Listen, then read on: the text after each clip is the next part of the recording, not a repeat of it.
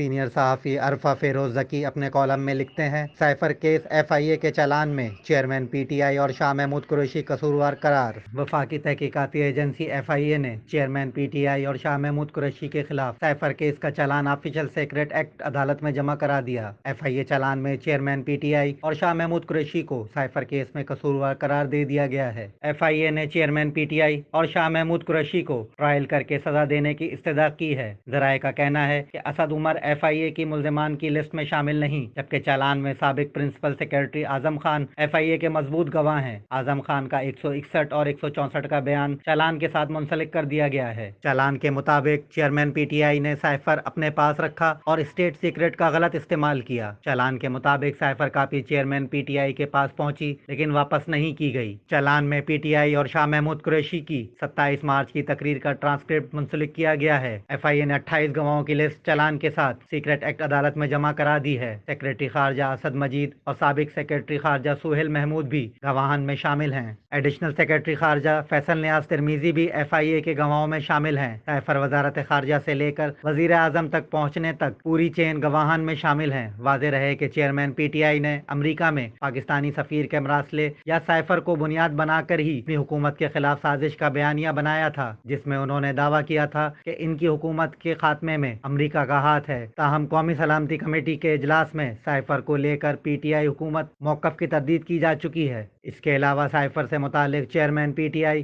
اور ان کے سابق سیکرٹری اعظم خان کی ایک آڈیو لیک سامنے آئی تھی، جس میں سابق وزیر اعظم کو کہتے سنا گیا تھا کہ اب ہم نے صرف کھیلنا ہے، امریکہ کا نام نہیں لینا، بس یہ کھیلنا ہے کہ اس کے اوپر کی یہ ڈیٹ پہلے سے تھی، جس پر اعظم خان نے جواب دیا کہ میں یہ سوچ رہا تھا کہ اس سائفر کے اوپر ایک میٹنگ کر لیتے ہیں۔